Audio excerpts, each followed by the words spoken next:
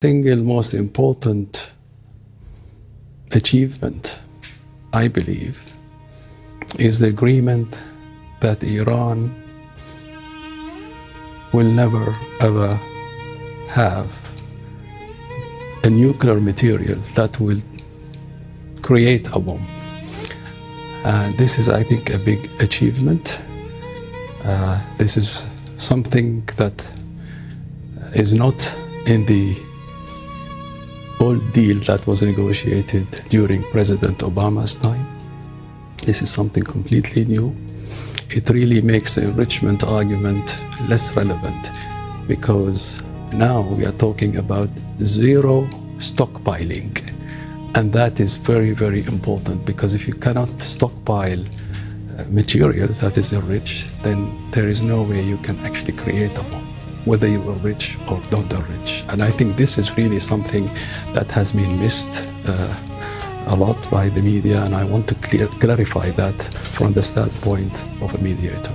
So explain that. So the enriched material, the things that could be used as nuclear fuel for a bomb, you're saying Iran would not keep on their own soil? They would give it up.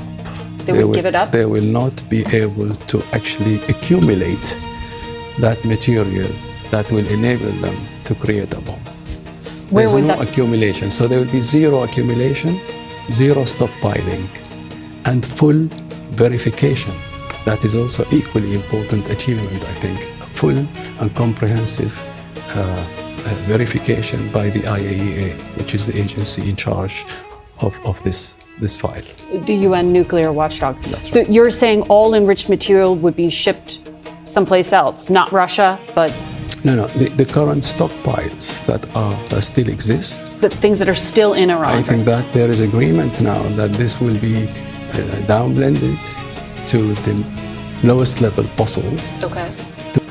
How powerful are the Epstein files and the compromat on Donald Trump that he could be blackmailed into turning from a no new wars president into a many new wars president?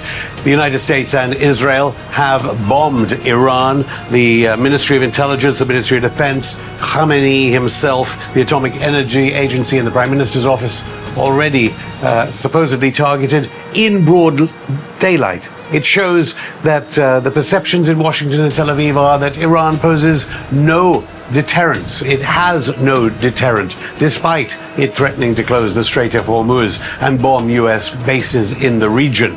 We're, of course, all waiting for any retaliation, but clearly this demonstrates the unity between those hawks in Washington who have persuaded Trump to even go on television or his Truth Social explaining that Americans will die, possibly, as he says he will annihilate the Iranian Navy and parts of the Iranian armed forces, as he calls for a coup. The first thing to note is that the Global South and the BRICS movement, they have demonstrated time and time again failure in the face of American violence. From Venezuela, where the leader, Maduro, and his First Lady, Celia Flores, could just be kidnapped. From Beirut, where Hezbollah said it will fight the Israeli enemy and was all but destroyed. It's clear now that people underestimate in the Global South the intentions of the United States, despite all the rhetoric.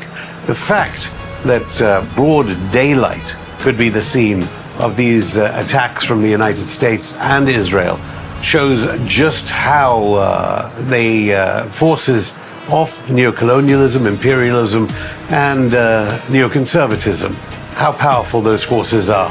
The UAE condemned the American ambassador in Israel, Mike Huckabee, for his designs, messianic designs, not only on all of Palestine, but on parts of Saudi Arabia and Iraq as well, let alone Jordan and the entire West Bank, the destruction of huge swathes of the Arab world.